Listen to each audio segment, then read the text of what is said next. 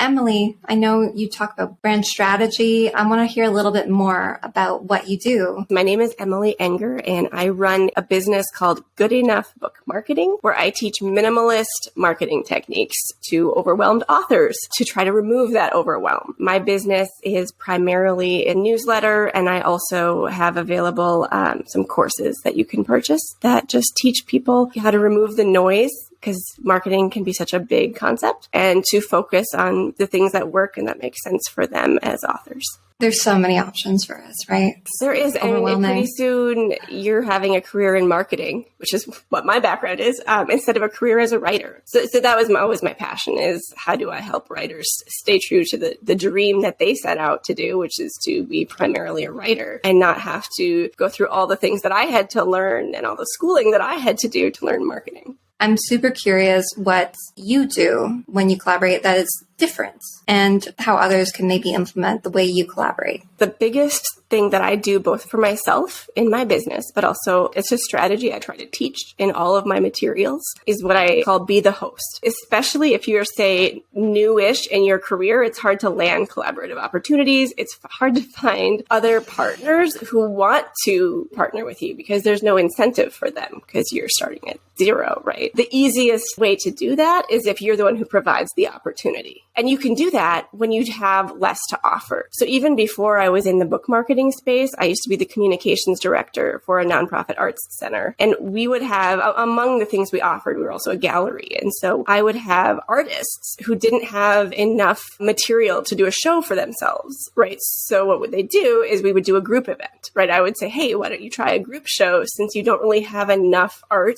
to fill our space? That person got to invite others and be the one who hosted that opportunity. With authors, the best way, again, because I have a minimalist approach, the simplest way that I teach this is to interview other authors, right? So I love the idea of going live on your socials and just interview other authors that are similar to you and kind of invite them into your hub on the internet. We think of collaboration as big things, right? Summits or giant events. And that it can be, but if you want a non-intimidating minimalist approach, two people working together in a partnership is also a collaboration. So you being the one who invites an author onto your page still is a collaboration. And if you do it in short bites, 15-minute Instagram lives, it's not hugely time consuming for you. And it's something you can repeat because you're going to need to do that strategy a few times to build up your audience, because the key to marketing has always been consistency. You can't just one and done things and think that you're going to get long-term growth. So that's a really simple strategy that is not overwhelming and can be repeatable.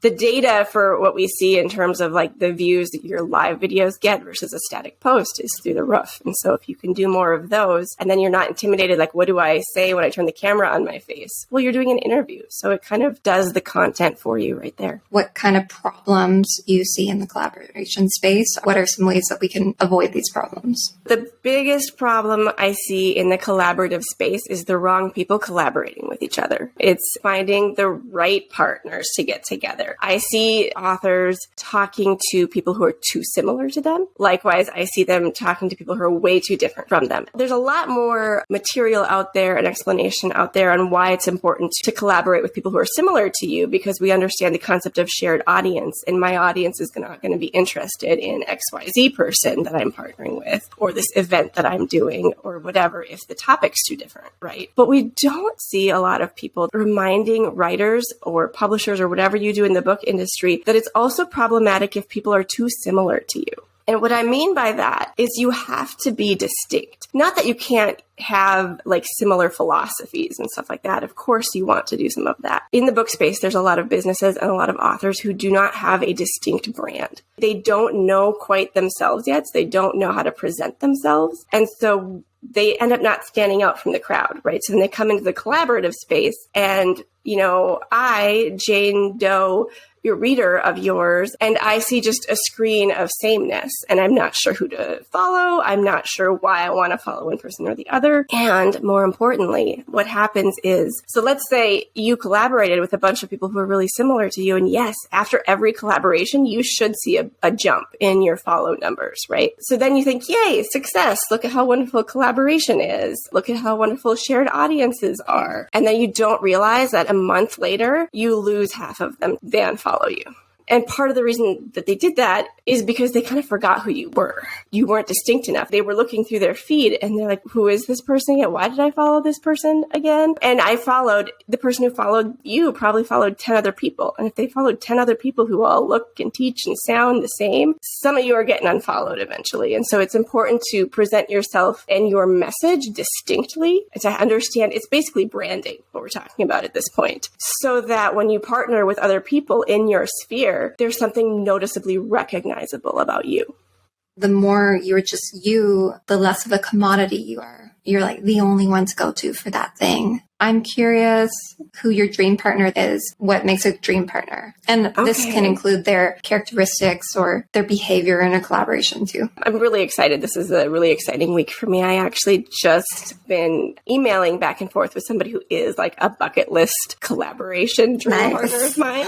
So I have a person in my head right now that I'm thinking about. I reached out to this woman and invited her to kind of speak and be part of a course that I'm building right now. I didn't think she would bite, and I didn't hear back for a while, even from my follow-up. So I thought, it's a no, clearly. And then lo and behold, she did write back, and it was really exciting. And the reason she's a good partner for me in my business is so I teach marketing, book marketing. My audience focuses on fiction, poetry, and creative nonfiction. This woman also teaches book marketing, but that is one arm of what she teaches. And she's really a start to finish. She'll take your book through the whole process. So she does book coaching, helping you with the writing. She helps teach you about getting an agent. She is a professional editor. You can hire her for a lot of things, including marketing, but that's not the sole focus of her business like it is mine. For me, she's a great partner because she's a little farther ahead of me in terms of her career. She's built a bigger platform than I have, so I'm gaining much more visibility if she's willing to come and share with me in this joint venture. Her messaging, just because of the constraints of time, we all have so much time, and her messaging is so big that she can only give her audience so much marketing because she has a very big mission for her business. And so I'm a great partner for her in that I can kind of come in there and she can recommend my stuff without it being any direct competition. We also have very different approaches. We're similar in that we have very energetic vibes. Our branding colors are happy looking stuff that gives readers a sense of possibility. But we're different in that she teaches how to balance it all. She'll give you like kind of the full plate, which is great.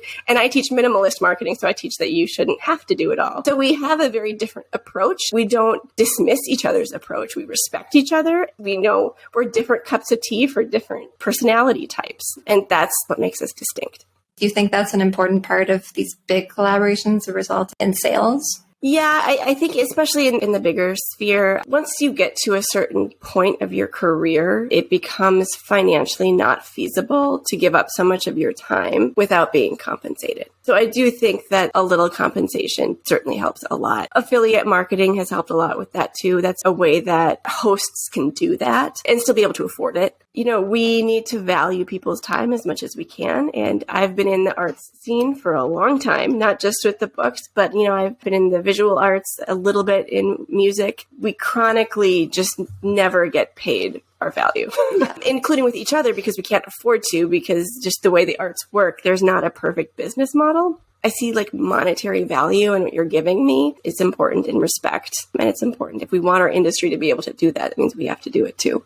I would love to ask you one final question. If you have a piece of advice about whatever. My advice for any author who is at the point in their career where they're overwhelmed by marketing is that they don't know where to start, is to choose one thing. Choose one thing, one simple thing, one fun thing, which is key. What do you actually find fun? And simply start there and don't even worry about the other stuff yet. There'll be time down the road to add other marbles into the bowl. But marketing can be so many different things, right? It can be collaborations like we've been talking about today, but it can also be social media. It can be newsletter. It can be blogs. It can be learning how to do ads. It can be doing a blog tour or a podcast tour. It can mean pitching to the mainstream media. It can mean, speaking at events. And in order to do that, you have to research and pitch to events that you would be qualified to speak at. Like there's just so many things. Find the one that you'd like to do the most, the one that sounds fun. Just worry about that. All right, Emily, thank you so much.